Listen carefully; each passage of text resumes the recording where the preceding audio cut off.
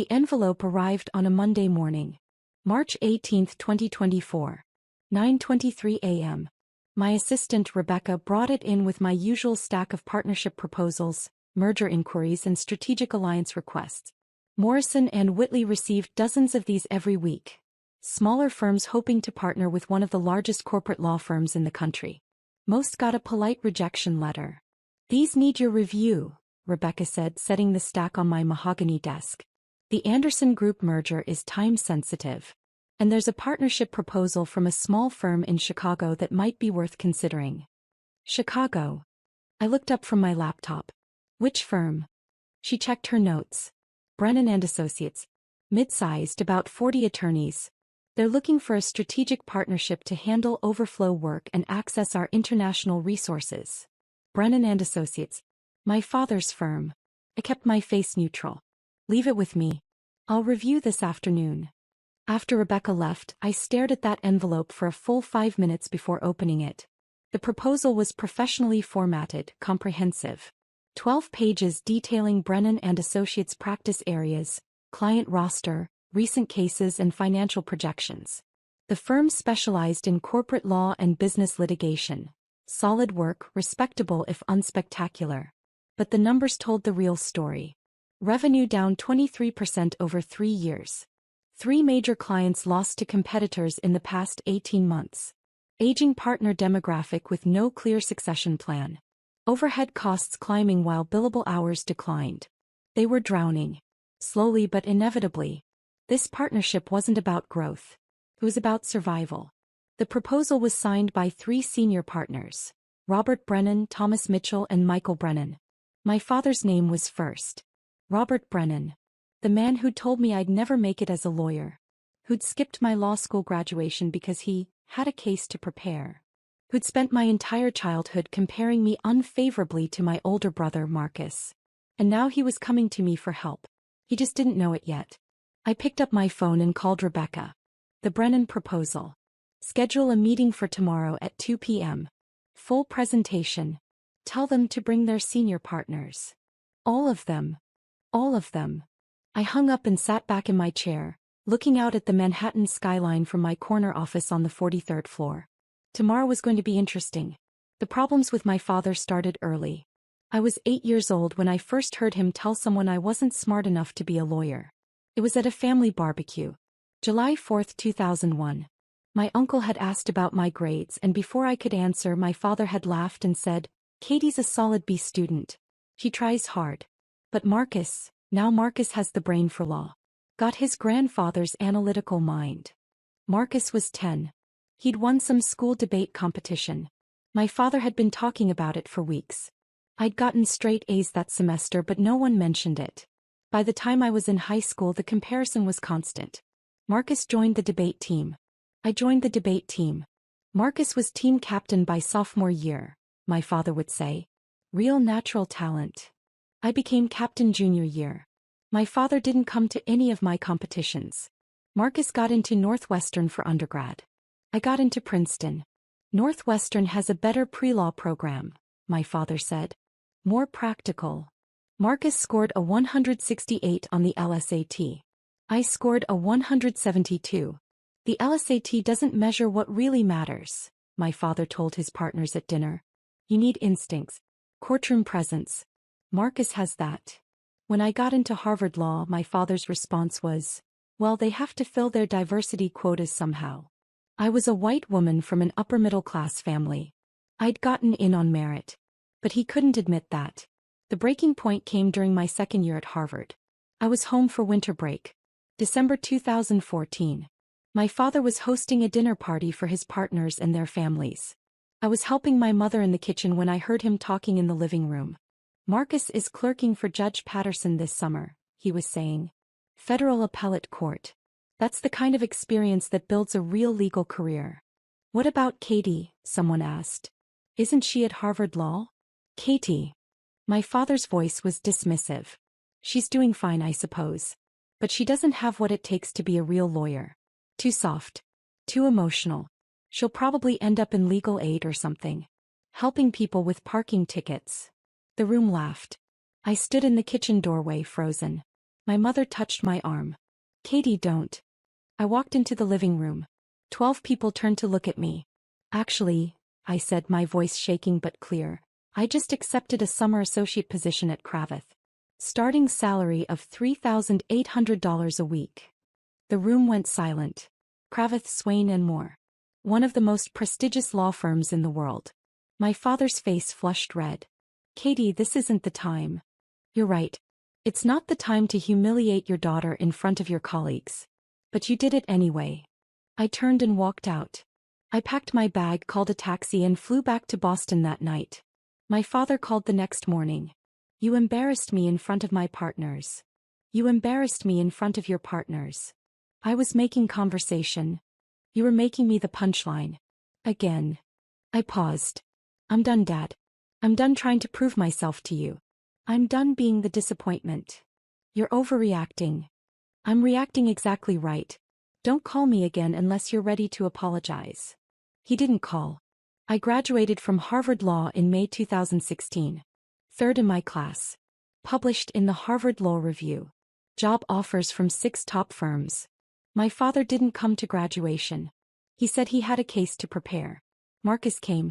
So did my mother, looking uncomfortable and apologetic. My father had sent a card with a check for $500 and a note. Congratulations. Hope the degree serves you well. No, I'm proud of you. No acknowledgement of my achievements. Just a generic pleasantry he could have sent to anyone. I started at Kraveth in September 2016 as a first-year associate. The work was brutal. 100-hour weeks. Impossible deadlines. Partners who yelled when you made the slightest mistake. I saw associates cry in the bathroom, quit without notice, develop drinking problems. I thrived. Because every time I wanted to quit, I heard my father's voice. She doesn't have what it takes to be a real lawyer. And I worked harder. I made partner at Kraveth in 7 years. Faster than average. I specialized in complex corporate litigation, representing Fortune 500 companies in bet the company cases. I won. A lot. In 2021, Morrison & Whitley recruited me as a senior partner. In 2023, at 35 years old, I became the youngest managing partner in the firm's history.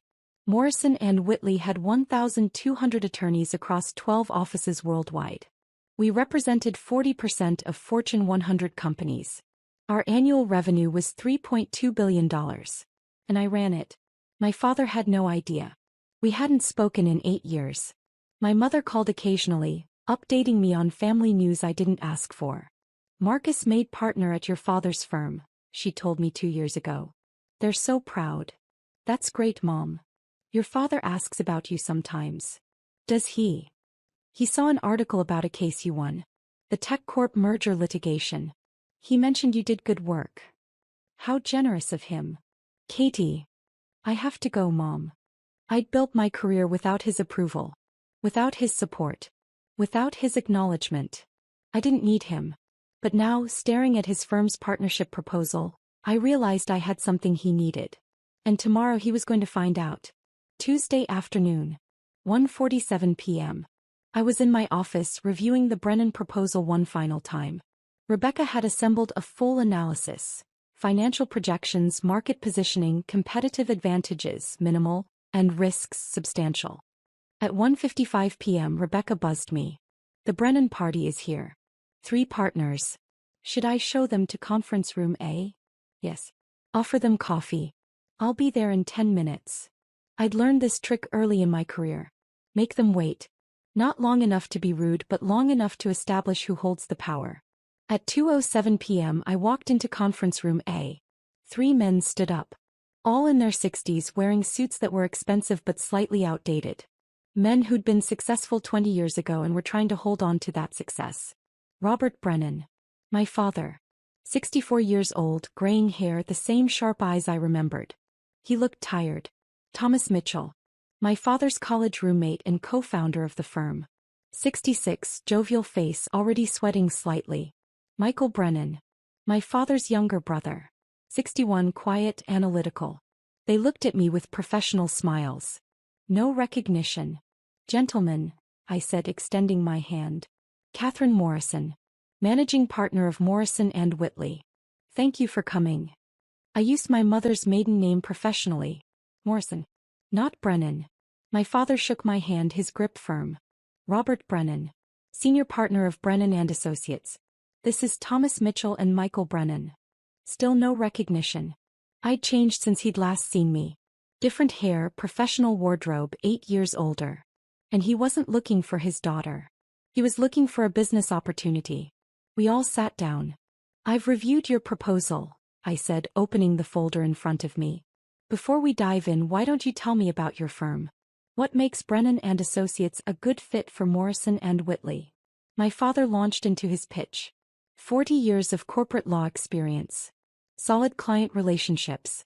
Deep knowledge of the Chicago market. A proven track record. He was good. Confident, professional, persuasive. But I could see the desperation underneath. In the way his hand tightened on his pen when he mentioned recent market challenges. In the slight pause before he gave their revenue numbers. Your financials show a 23% revenue decline over 3 years, I said. What's driving that? Thomas shifted uncomfortably. Market consolidation. Clients moving to larger firms with more resources. That's why we're here, my father interrupted smoothly. We recognize that the legal market has evolved. Clients want global reach, specialized expertise, technological infrastructure. Things that a firm our size can't provide alone. But you can provide them together with us, I said. Exactly. Brennan and Associates brings 40 years of client relationships and Chicago market expertise. Morrison and Whitley brings resources, global reach and prestige. Together we'd be formidable. I made a note. You've lost 3 major clients in 18 months. Why should we believe the remaining clients will stay through a partnership transition? My father's jaw tightened slightly. Those clients left due to industry consolidation, not service issues. One of them left for Miller and Cross, I said, referencing my briefing materials. A firm smaller than yours. That's not consolidation. That's competition. Silence. Ms. Morrison, Michael spoke up, his voice calm. You're right. We've faced challenges. But we've also survived for 40 years in a competitive market. Our client relationships are strong. Our legal work is excellent. We're not here because we're failing. We're here because we're smart enough to evolve. Better answer. More honest. Tell me about your succession plan, I said. Your senior partners are all over 60. Who's the next generation of leadership? Another uncomfortable pause. We have several strong associates, Thomas said. Marcus Brennan, Robert's son, just made partner. He's 36, excellent trial lawyer. One new partner isn't a succession plan, I said. What happens when the 3 of you retire? That's part of why we're seeking a partnership, my father said. Access to Morrison and Whitley's resources would help us recruit and retain top talent. Young lawyers want to work for firms with global reach. I sat back. Let me be direct. Your proposal asks for access to our client base, our resources, our brand. In exchange, you offer client relationships that are shrinking and expertise that we already have in-house. Why would we agree to that? The temperature in the room dropped 10 degrees. Because, my father said, his voice tight, we're offering you the Chicago market. 40 years of relationships with every major corporation in the region. You can't buy that kind of institutional knowledge. We can hire it, I said. We could recruit half your associates tomorrow and get the same knowledge for less. I was being harsh. More harsh than I needed to be. But I wanted him to feel what I'd felt for years. Inadequate. Not good enough. Ms. Morrison, Thomas said, perhaps we got off on the wrong foot. We have deep respect for Morrison and Whitley.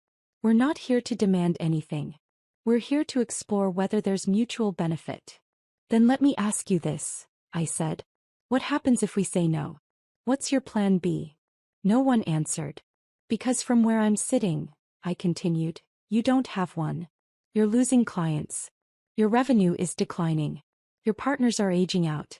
Without this partnership, you're looking at a slow decline into irrelevance. My father's face was red now. That's a rather harsh assessment. It's an accurate assessment. Your proposal's financial projections are overly optimistic. Your client retention assumptions are unrealistic. And your value proposition to us is minimal. I closed the folder. Gentlemen, I appreciate you coming in. but I don't see a fit here. Wait, my father said sharply. You're rejecting us? Just like that. Unless you have something else to add. We have 40 years of excellence. His voice was rising. We've built one of the most respected firms in Chicago. We've represented Fortune 500 companies, won major cases, trained dozens of successful lawyers. You're dismissing that because of 3 bad years. There was the ego. The inability to accept that he wasn't the most important person in the room. I'm dismissing it, I said calmly, because it doesn't meet our strategic needs. Morrison and Whitley partners with firms that bring unique value. I'm not seeing that here. My father stood up abruptly. This is absurd. We came here in good faith. And I reviewed your proposal in good faith, I said, remaining seated. The answer is no. You're making a mistake. I rarely make mistakes, Mr. Brennan. He stared at me, his face flushed with anger and humiliation. And something else. Something in his eyes. A flicker of Katie. My mother's maiden name. Morrison. But I had my father's eyes. And now in his anger he finally saw it. Katie? He repeated, his voice uncertain. I stood up slowly. Hello, Dad. The color drained from his face. Thomas looked between us, confused. You two know each other? Robert is my father, I said. Though we haven't spoken in 8 years. Michael sat back heavily. Oh my God. You're Catherine Morrison? My father's voice was barely a whisper. You've been Catherine Morrison this whole time? I use my mother's maiden name professionally. Has been my legal name for 7 years. But you're the managing partner of Morrison and Whitley? For 18 months now. Before that I was a senior partner at Kravitz. But you wouldn't know that. You haven't asked about my career since I graduated from Harvard Law. Which you didn't attend, by the way. Thomas stood up. Robert, you said you had 2 children. A son who's a lawyer and a daughter who... He stopped, clearly remembering what my father had told him about me. Who what? I asked. Who works in legal aid? Who handles parking tickets? Who doesn't have what it takes to be a real lawyer?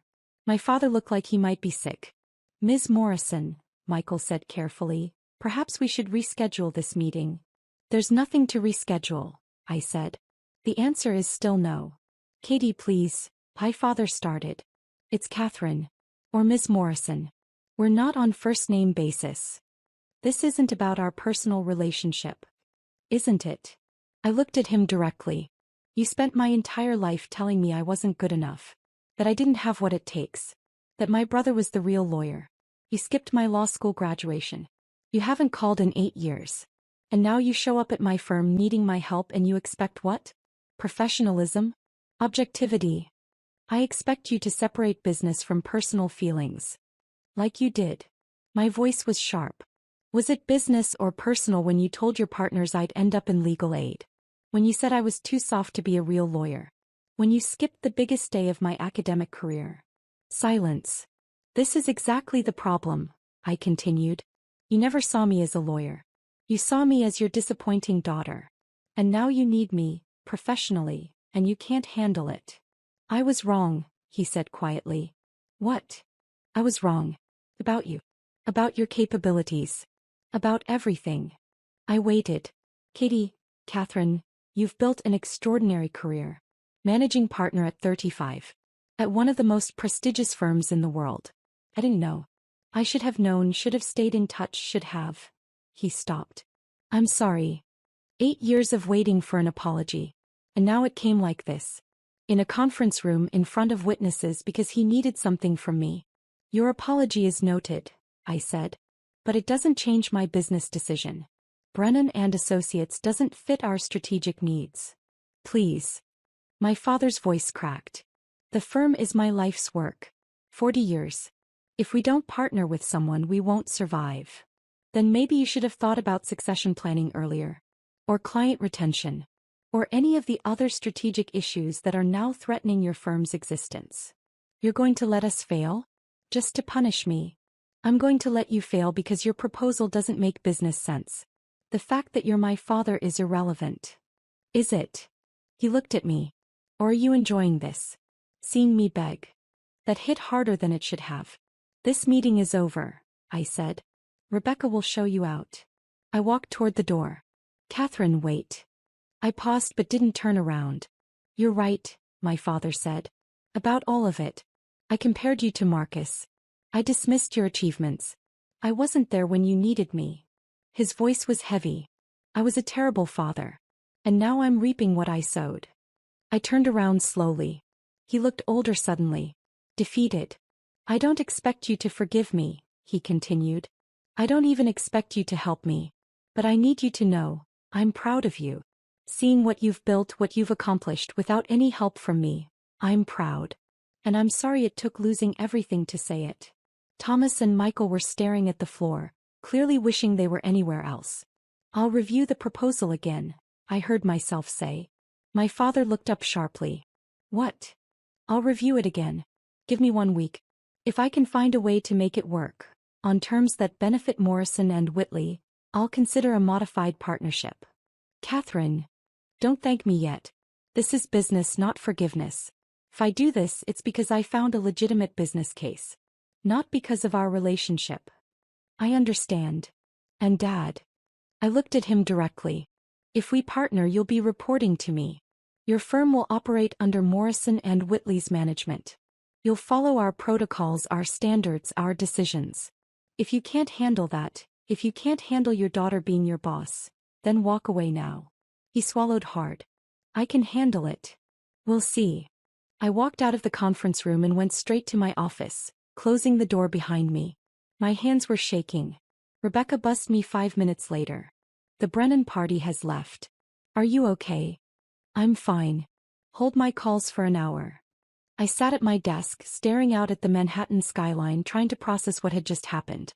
My father had apologized. After 8 years of silence, he'd apologized. And I'd agreed to reconsider his proposal. Was I being weak? Letting family cloud my judgment? Or was I being strong? Separating the business decision from the personal hurt? I pulled up the Brennan proposal again and started reading with fresh eyes. Over the next week, I had my team do a deep dive into Brennan and Associates.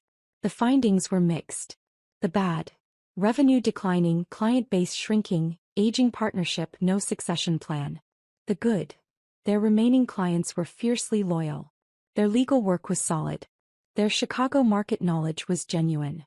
And their overhead was low, they operated lean. More importantly, I saw something my initial review had missed.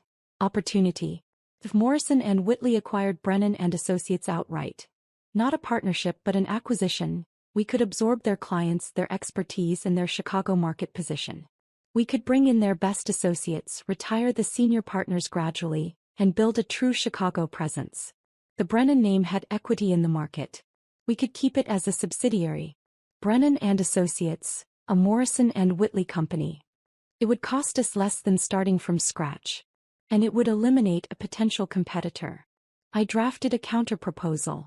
Not a partnership, an acquisition.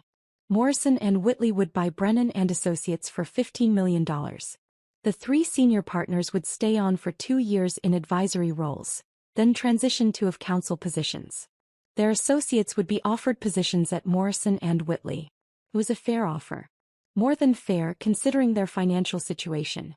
But it meant my father would lose control of the firm he'd built.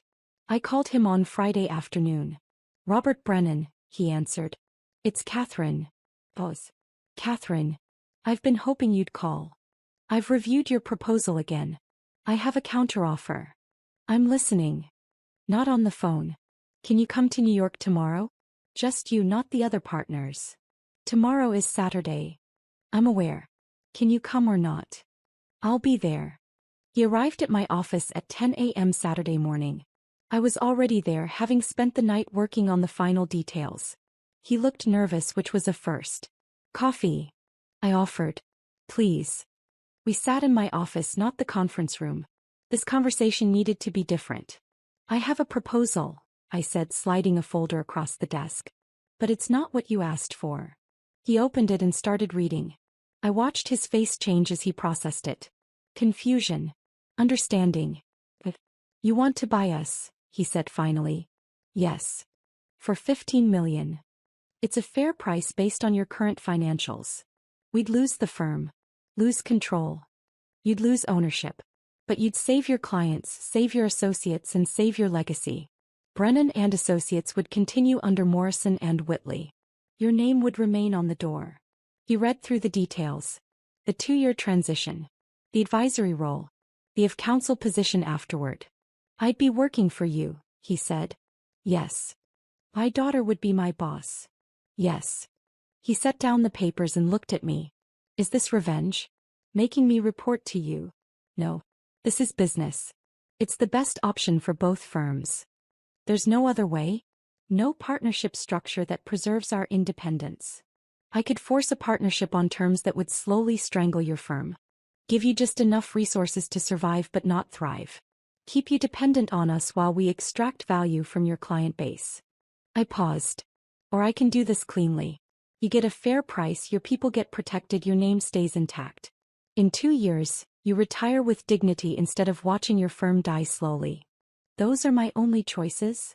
Those are the only choices that make sense. He stood up and walked to the window looking out at the city. 40 years, he said quietly. I built that firm from nothing. 3 lawyers in a small office in 1984. We grew it to 40 attorneys, handled major cases, trained dozens of lawyers. It was my legacy. It still can be, I said. Under Morrison and Whitley, the Brennan name will reach further than it ever could independently. Your associates will have opportunities you could never give them. Your clients will get resources you can't provide. But it won't be mine. No. It won't be yours. He turned around. Why are you doing this? Really? You could have just rejected us.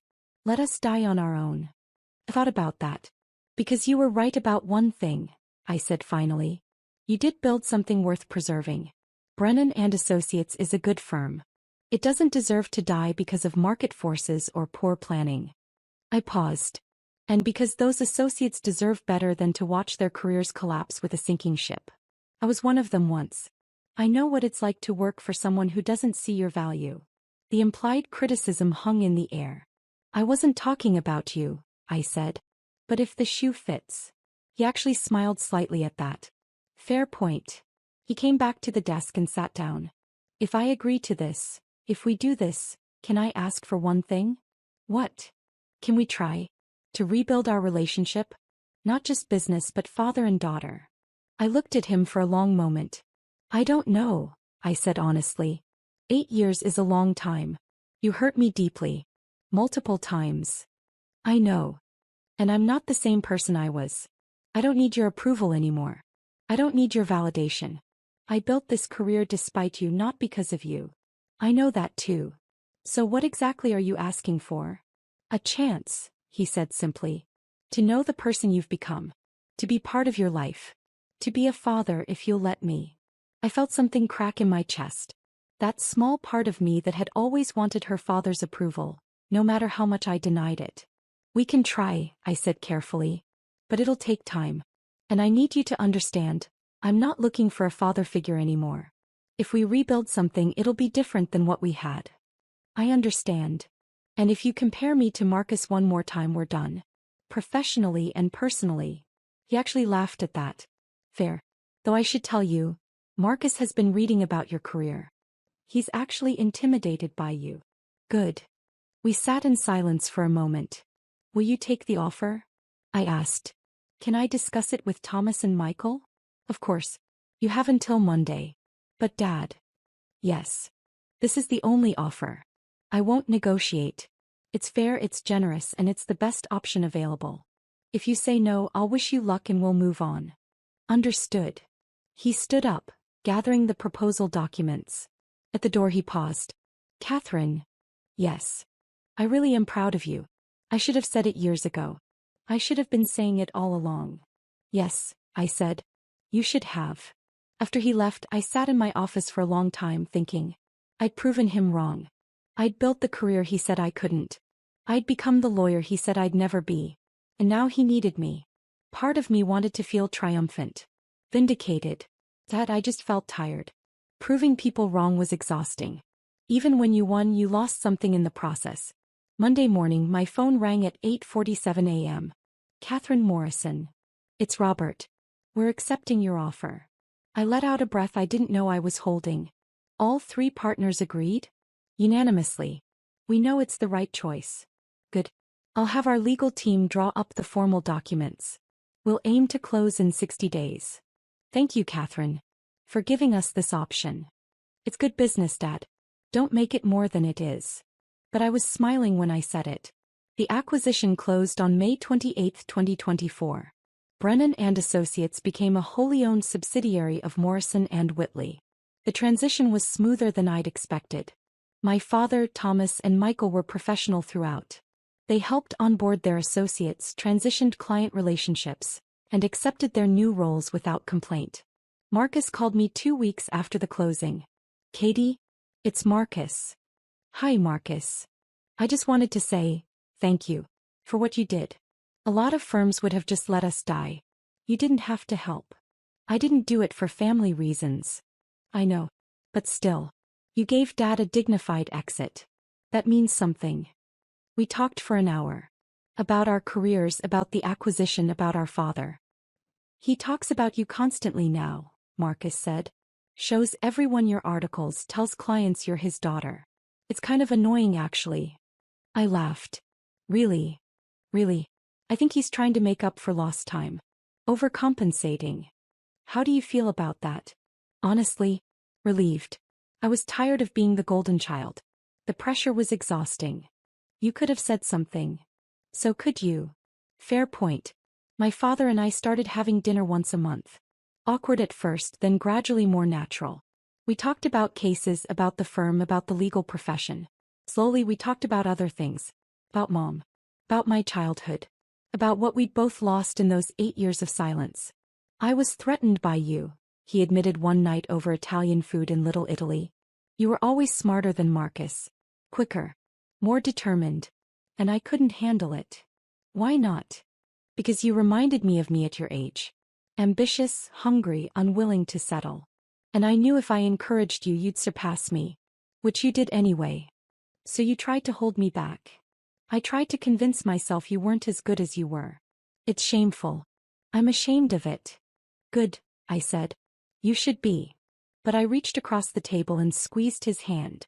6 months after the acquisition, I promoted 3 Brennan associates to partner at Morrison & Whitley. All 3 were exceptional lawyers who'd been held back by the old firm's financial constraints. My father attended the announcement. Afterward he pulled me aside. Those 3, they would have left if you hadn't acquired us. We'd have lost them. I know. You saved their careers. I gave them opportunities they'd earned. He smiled. You're a better managing partner than I ever was. Yeah, I said. I am. We both laughed. A year after the acquisition, my father officially retired. We threw him a party at the office. 200 people, partners and associates from both firms. I gave a speech. Robert Brennan built Brennan & Associates from nothing 40 years ago. He created opportunities for dozens of lawyers, served clients with distinction, and contributed significantly to the Chicago legal community. I paused. He also happens to be my father, which made this acquisition complicated in ways most mergers aren't. The room laughed. But I want to say this publicly. Dad, you taught me more than you know. You taught me resilience by making me develop it on my own. You taught me determination by giving me something to prove. You taught me the value of success by withholding your approval until I no longer needed it. I looked at him directly. You weren't always the father I needed. But you inadvertently gave me the skills to become the lawyer I wanted to be. So thank you. For the lessons you meant to teach and the ones you didn't. He was crying. So was I. After the party, we stood on the balcony of my office, looking out at the Manhattan skyline. I'm sorry, he said. For the 100th time, I'm sorry. I know. Are we okay? Really? I thought about that. About the 8-year-old girl who wanted her father's approval. About the 27-year-old who graduated from Harvard Law alone. About the 35-year-old managing partner who'd proven everyone wrong. We're getting there, I said. It's not perfect. Might never be perfect. But we're getting there. That's enough for me. We stood in comfortable silence. Katie, he said quietly, using the nickname I'd forbidden. I didn't correct him. I know I don't get to be proud now. I didn't earn that right. But I want you to know, if I had supported you from the beginning, if I had been the father you deserved, I don't think you'd be standing here right now. What do you mean? You became this successful partly because you had something to prove. Because you had to be twice as good to get half the recognition. He paused. If I'd been supportive, maybe you'd have been comfortable. Settled. Good but not great. So you're taking credit for my success? He laughed. God no. Your success is entirely yours. I'm just saying, sometimes the obstacles make us stronger. Even when those obstacles are our own fathers. I thought about that. Maybe, I said. Or maybe I'd have been just as successful with a supportive father. We'll never know. No. We won't. Another pause. But for what it's worth, I said, I forgive you. He looked at me sharply. Really? Really? It doesn't undo the hurt. It doesn't erase the years. But I forgive you. Because holding on to that anger is exhausting. And because you're trying. Finally. He pulled me into a hug.